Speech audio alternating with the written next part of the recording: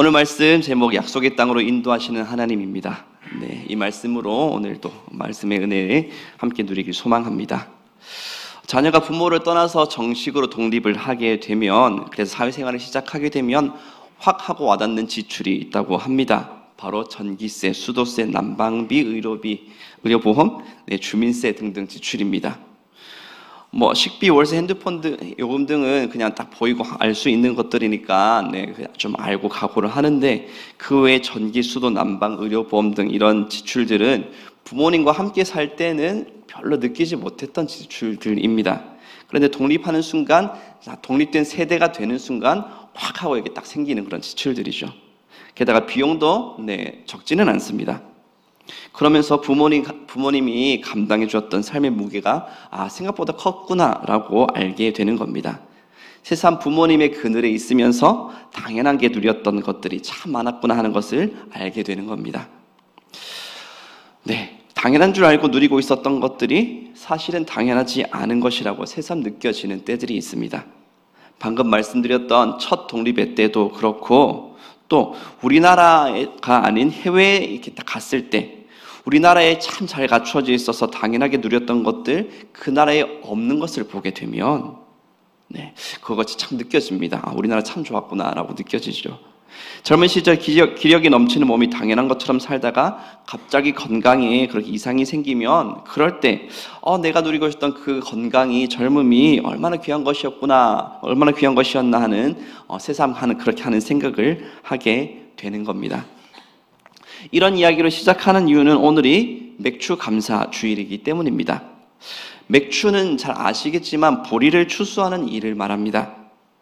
대개 봄철이 끝나는 시점에 보리를 추수를 한다고 하죠. 때문에 우리나라 교회에서는 7월의 첫째 주일을 맥추 감사 주일로 지키고 드리고 있습니다. 그런데 혹시 여기 보리 농사하고 계신 분들 계십니까? 보리 농사까지는 아니다 하더라도 농사가 주 생업이신 분들이 계십니까? 혹시 있을 수는 있겠지만 그 숫자가 많지 않을 겁니다. 제가 이렇게 확신해서 말할 수 있는 이유는 뭐냐면, 2020년도 통계 기준 우리나라 인구의 약 4.5%만이 농업에 종사하고 있다고 하기 때문입니다. 95% 이상의 인구가 농업이 아닌 다른 일에 종사하고 있으니 이미 우리나라 사회는 농경사회가 아닙니다. 이런 사회에서 맥추 감사절, 보리 추수하는 이 날을 지키는 것이 무슨 의미인가 생각할 수 있습니다만, 사실은 지금도 이 날을 지킬 중요한 의미가 맥추 감사절에 있습니다. 앞서서 7월의 첫 번째 주일을 맥추 감사절로 지킨다고 말씀을 드렸는데요. 7월의 첫 번째 주일은 뭘 의미하겠습니까? 2023년 하반기 첫 번째 주일입니다. 6개월이 지나가고 남은 6개월이 시작되는 달이 7월이고, 그 7월의 첫 번째 주일이 바로 맥추 감사 주일인 겁니다. 여러분, 2023년이 절반이 지나갔습니다. 세월이 참 빠릅니다. 불과 반년 전만 해도 새해가 시작됐다라고 이렇게 말하고 있었는데 이제 절반만 딱 남았습니다. 그런 의미에서 맥추 감사절은 이제 한 해에 남은 절반이 시작되는 시점에 딱 서서 상반기 6개월 동안 베풀어 주신 하나님의 은혜를 생각하는 시간이고, 또 앞으로도 은혜 베풀어 주실 하나님을 바라보는 시간입니다. 사랑하는 성도 여러분, 여러분들의 2023년 상반기는 어떠하셨습니까? 별다른 일이 없는 평범한 일상의 연속을 사셨던 분들도 계실 것이고, 특별한 일을 만났던 분들도 계실 것이고, 또 다사다난한 많은 고비를 넘기며 오신 분들도 있으실 겁니다. 평탄한 나날을 보냈든 많은 어려움을 헤쳐온 그런 나날이었든 제가 여러분들께 분명히 말씀드릴 것 한 가지가 있습니다. 그 모든 순간들에는 늘 하나님의 보호하심의 은혜가 함께하고 있었다라는 것입니다. 하나님은 언제 어디서나 우리와 함께하시며 우리를 지켜주시고 인도하시는 분이십니다. 보이지 않아도, 느끼지 못한다 하더라도 하나님은 단 한순간도 백성들을 돌보시는 손을 거두신 적이 없으십니다. 그 하나님의 은혜는 지난 2023년 상반기 동안 늘 여러분들과 함께 있었습니다. 그리고 이제 남은 2023년의 하반기에도 동일하게 함께하여 주실 것입니다. 아니, 하반기뿐만 아니라 남아있는 여러분의 평생 가운데도 하나님께서 함께해 주시고 은혜 베풀어 주실 것입니다. 우리들의 삶에 약속하신 것들, 약속의 땅, 하나님의 나라 천국에 이르기까지 쉬지 않고 보호하시고 우리를 인도하여 주실 것입니다. 이 사실을 믿음으로 꼭 붙들고 살아가는 성도 여러분들 되시기를 축복합니다. 이제 본격적으로 오늘 이야기, 본문 이야기를 시작해 보겠습니다. 오늘 함께 읽었던 신명기 8장의 내용은 40년간 광야를 떠돌아다니다가 이제 그 생활을, 광야 생활을 마치기 직전에 이스라엘의 지도자 모세를 통해서 하나님께서 그 백성들에게 주신 말씀입니다. 이제 곧 시작될 가나안 정복 전쟁을 앞두고 오늘날까지 40년 동안을 이스라엘을 지키시고 인도하신 그 하나님을 기억하라고 말하고 있는 장면이 바로 오늘 신명기 8장의 장면입니다. 이스라엘이 40년 동안 광야를 떠돌아다녔다고 하는데 광야란 말을 참 익숙하게 들어서 거기에 대해서 너무 익숙하게 느끼시는 분들도 있을 것이고, 혹은 광야가 어떤 곳인지 감이 잘 안 잡히시는 분도 계실지 모르겠다는 생각이 들어서 제가 사진을 준비했습니다. 자, 제가 그 검색창에 신의 광야라고 치고 딱 한 글에서 발췌한 사진입니다. 네, 이스라엘 백성이 바로 저 지점인지는 잘 모르겠습니다. 어쨌든 신의 광야, 신의 산이 있는 그 지점에서 이렇게 머무르고 살았습니다. 보시면 아까 보셨으면 알겠지만 나무를 찾아보기가 힘든 사진입니다. 풀이 있긴 하지만 없다고 봐도 무방할 정도입니다. 아니, 풀이 있었다고요 하시는 분들 혹시 계실지 모르겠습니다. 잘 보면 풀이 있긴 있었습니다. 그런데 있었나 싶은 생각이 든다는 거 뭐겠습니까? 네, 없다고 볼 수 있는 정도로 풀이 없다는 그런 말입니다. 풀이 없으면, 나무도 없으면 당연히 물을 찾는 일이 너무나도 어렵습니다. 먹을 것 찾는 건 거의 불가능에 가깝습니다. 그리고 낮에는 평균 기온이 30도, 40도의 그 뜨거운 날씨이고 태양을 피할 곳이 또 없고 나무가 없으니까요. 밤에는 때때로 기온이 영하로 떨어지기까지 하는 곳이 광야입니다. 지금 현재 일교차가 꽤 크죠. 어젯밤도 이제 해가 지고 나니까 점점 차가운 공기가 깔리기 시작하던데요. 여기저기 기심소리가 들려오는 걸 보니 이 일교차가 심한 것 때문에 고생 많이 하시는 분들 계신 것 같습니다. 그런데 여러분, 지금 얼음이 열 정도의 그런 일교차가 나지 않는 이 상황에서도 이렇게 고생하는데, 광야는 낮에는 그렇게 뜨겁다가 밤에는 겨울옷을 꺼내 입어야 될 만큼 그렇게 추운 곳입니다. 사람이 산다는 게 불가능한 곳이죠. 제대로 준비하지 않으면 며칠 버티지 못하고 생명이 위험할 수 있는 곳이 바로 광야입니다. 광야가 어떤 곳인지 제가 생생하게 좀 이제 볼 수 있었던 그런 프로그램이 있었는데, 2018년 KBS ETV에 방영되었던 거기가 어딘데라고 하는 프로그램이었습니다. 사진도 바로 보여주시네요. 오만의 아라비아 사막을 횡단해서 걸어서 횡단하는 그런 내용이었었는데, 방송이다 보니까 만반의 준비를 다 갖추고 거기를 횡단했습니다. 그런데 그렇게 다 준비하고 필요한 것들 하나하나 챙겨가지고 딱 그렇게 걸어가는 그런 일정인데도, 그리고 며칠 안 되는 그런 일정을 딱 걸어가는 그런 길이었는데도 저러다 큰일 나는 건 아닐까 싶은 그런 장면들까지도 있었습니다. 잘 준비하고도 그런 일들이 일어나는 걸 보면서 이스라엘이 40년간 광야에 머물렀던 것이 얼마나 대단한 일이었는가를 새삼 생각하게 됐습니다. 며칠을 단단히 준비하고도 그렇게 위험했는데 40년을 어떻게 보냈단 말일까 하는 생각이 든 겁니다.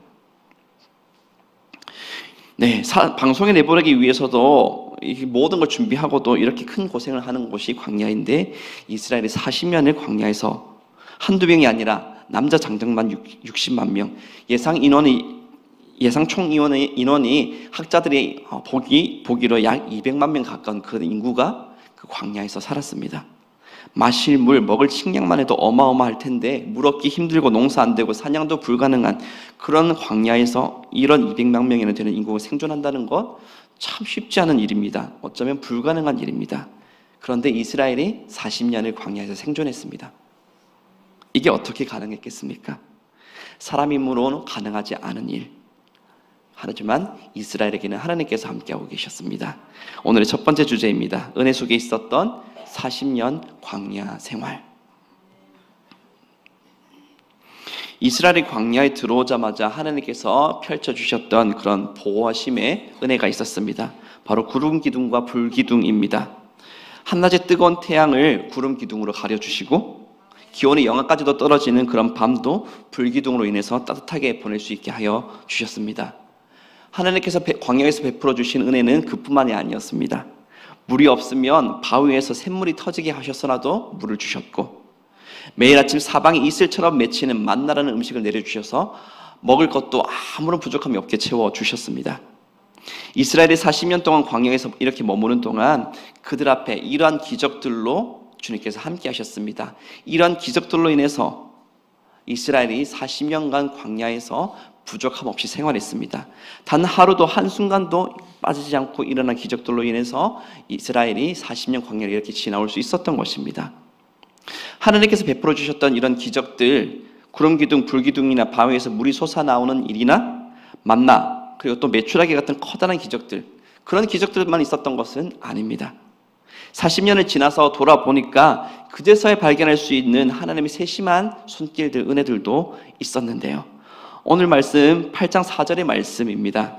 이 40년 동안에 내 의복이 헤어지지 아니하였고 내 발이 부르트지 아니하였느니라. 아멘. 광야는 아무것도 얻을 수 없는 곳입니다. 그래서 옷 한 벌, 신발 한 켤레 매우 소중한 것이었을 겁니다. 그런데 광야 40년 지내면서 옷이 그대로입니다.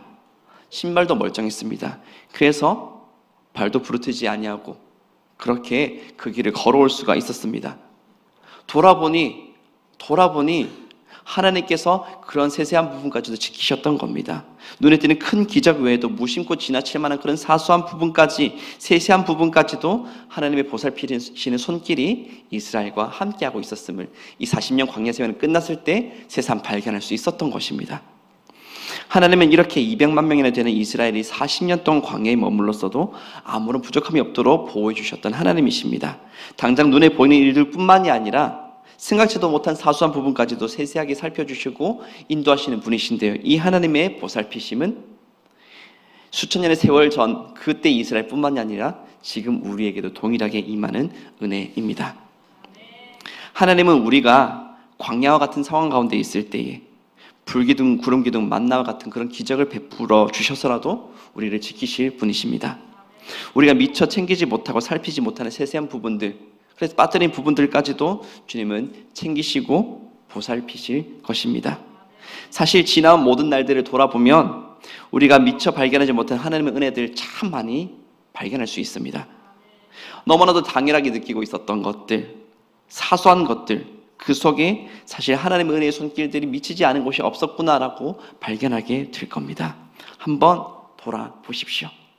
내가 너무나도 당연하게 느끼고 있었기 때문에 알지 못했던, 그게 하나님의 은혜라고 생각하지 못했던 그런 일들, 그런 영역들 있지 않았을까요?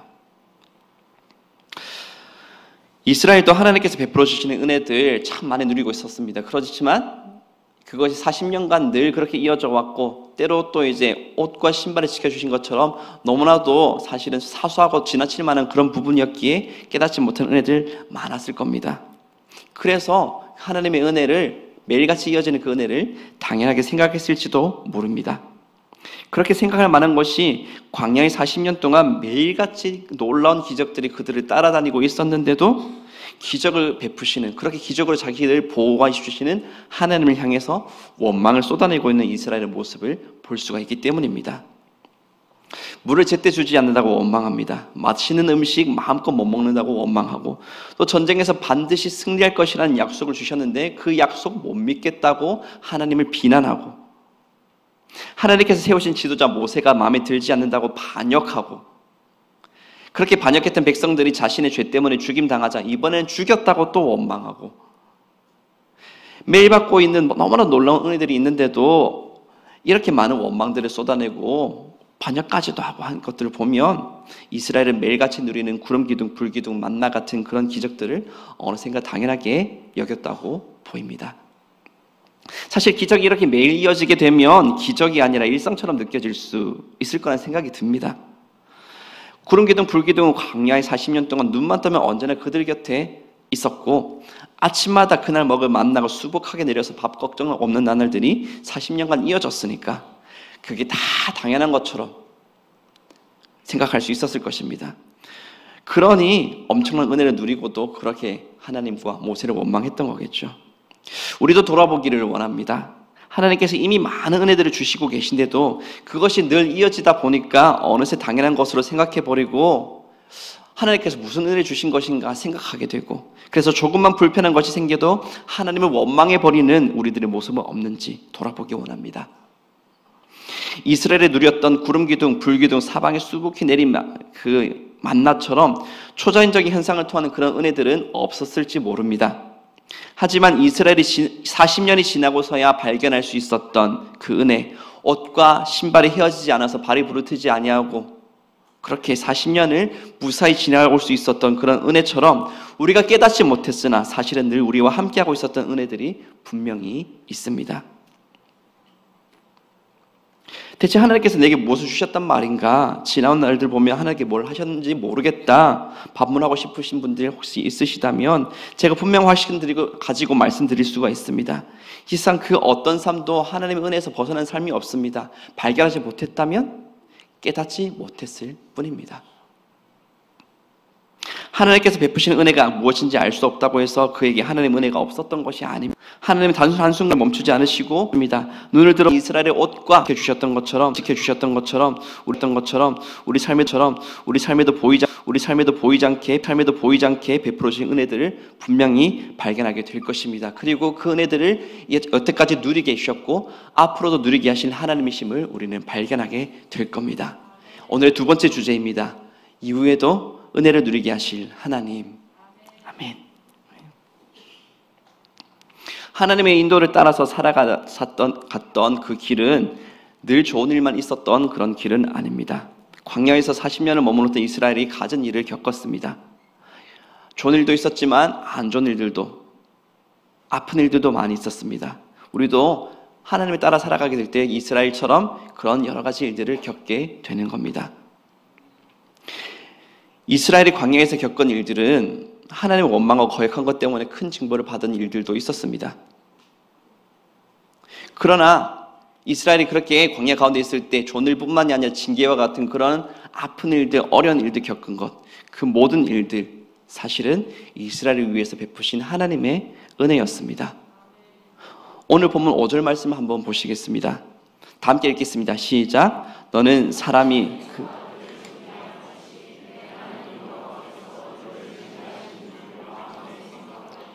아멘, 아멘.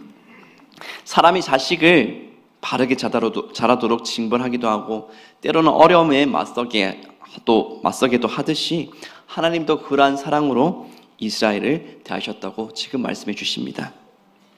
부모의 사랑은 자녀에게 무조건 좋은 것만을 주는 것이 사랑이 아닙니다. 자녀를 위해서라면 자녀가 불편해할 것이나 싫어할 것이라도 반드시 해야 될 때가 있습니다. 자녀가 잘못된 행동하는데 계속 잘해주기만 한다면 그 자녀가 그 잘못된 행동을 고치지 않고 자라날 수 있지 않습니까? 그렇기 때문에 따끔하게 야단을 쳐서라도 그것을 고쳐주어야 합니다. 자녀가 꼭 해야 될 일이라면 그거 하기 싫어한다 하더라도 끝까지 할 수 있도록, 그래서 책임감을 가지고 그 모든 일들을 성실하게 마무리할 수 있는 그런 아이로 자라날 수 있도록 지도해야 합니다. 그것이 진정으로 자녀를 위한 길이기 때문입니다. 하나님께서 사람이 아들을 징계함같이 이스라엘에 대하셨다는 것이 바로 이러한 의미입니다. 하나님의 어엿한 하나님의 백성으로 자라날 수 있도록, 이스라엘이 그렇게 하나님의 백성으로 자라나서 하나님의 나라의 그 백성으로서 영광 드러내는 사람으로 자라날 수 있도록 하나님은 이스라엘에게 늘 좋은 일만 베푸신 것이 아니라 징계도 베푸시며 이스라엘을 인도하신 것입니다. 40년 전 이스라엘은 가나안 땅에 들어가면 다 죽는다고 울부짖던 너무나도 믿음이 부족한 모습의 이스라엘이었습니다. 그런 이스라엘을 하나님은 40년 광야의 시간을 통해서 연단하셨습니다. 때로는 어려운 일을 헤쳐나오게 하시고 때로는 징계하기도 하시면서 이스라엘의 그 연약한 모습들, 부족한 믿음들 자라나게 하시고, 그렇게 그 시간들을 통해서 이스라엘이 하나님의 백성으로서 날마다 어엿한 그 하나님 나라의 백성으로서 은혜를 누리게 하셨습니다. 그렇게 40년이 지났습니다. 이전에 가나안 땅에 가면 다 죽는다고 두려워 떨던 이스라엘의 모습이 이제는 사라졌습니다. 하나님을 의지해서 두려움 없이 가나안 땅에 들어갈 수 있는 용맹한 믿음의 군사들로 지금 변해 있습니다. 이스라엘이 이렇게 용맹한 믿음의 군사들로 자라났기에 하나님의 놀라운 권능을 일으키는 통로로 또 그들이 쓰임받게 됩니다. 길을 가로막고 있던 요단강물이 갈라지는 일이 그들을 통해서 일어납니다. 그들이 간 곳에 가로막고 있던 견고하고 크고 강력한 성읍 여리고가 하나님의 명령에 순종하자 손도 대지 않았는데도 모두 무너져 내리는 것을 보게 됩니다.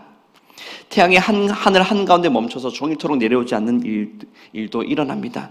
믿기 힘든 여러 가지 일들이 바로 이 이스라엘을 통해서 일어나게 된 것입니다. 이러한 일이 가능했던 것은 40년 광야의 시간 동안 아버지의 사랑으로 이스라엘을 대하시고 그들의 죄악들, 잘못된 모습들 바로잡아 주시고 하나님의 사랑으로 온전하게 세우신 하나님의 은혜가 있었기 때문입니다. 이것은 우리의 삶에도 동일하게 임하는 은혜입니다. 하나님은 부모의 사랑으로 우리를 대하십니다. 그렇게 때로는 징계하시기도 하십니다. 때로는 어려움을 겪게 하기도 하십니다. 그러나 그 모든 것을 우리를 미워하셔서 그러시는 것이 아닙니다. 우리가 어려움에 처해 있을 때 우리에게 무관심하셔서 거기에 우리를 내버려 두시는 것도 아닙니다. 우리를 사랑하시기 때문에 그렇게 하십니다. 그 일들을 통해서 이전에 우리의 잘못된 모습들, 죄악들을 바로잡고 더욱 선하고 아름다운 모습으로 하나님께서 계획하신 선하고 아름답고 놀라운 그 계획들을 온전히 이룰 수 있는 그 영광스러운 하나님 나라의 백성으로 자라게 하시는 은혜인 것입니다. 40년 광야의 시간들을 지나서 비로소 가나안 땅에 들어갈 그런 믿음의 군사들로 자라날 수 있었던 이스라엘처럼 그런 은혜를 우리들에게도 베풀어 주시는 겁니다. 당시에는 이해할 수가 없습니다. 지금도 이해되지 않는 것들이 있을 수 있습니다.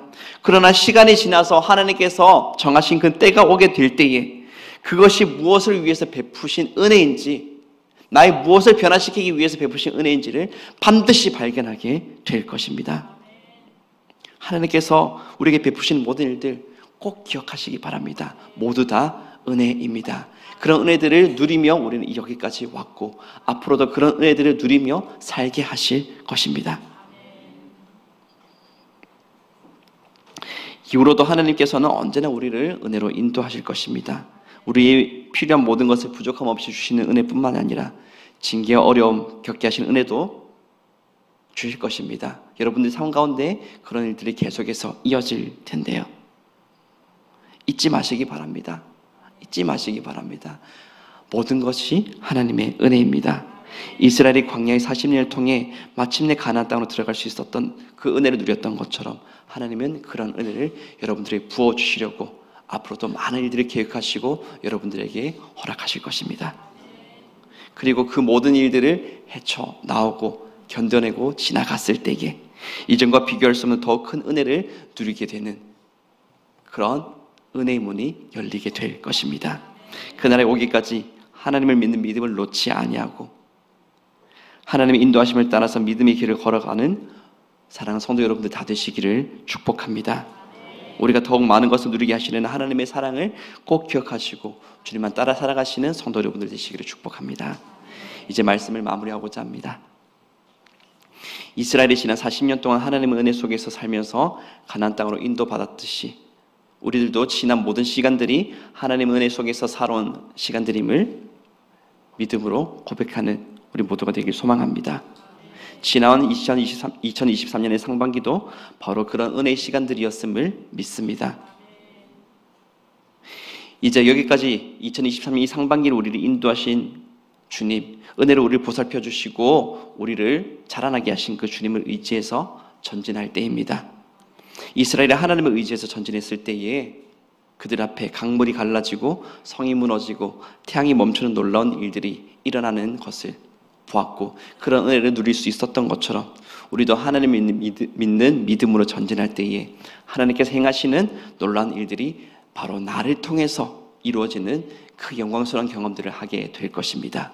이런 영광스러운 은혜가 앞으로 여러분 삶 가운데 가득히 펼쳐져서 날마다 그 은혜를 온전히 누리며 살아가시는 장전절의 모든 성도님들 다 되시기를 주님의 이름으로 간절히 축복합니다.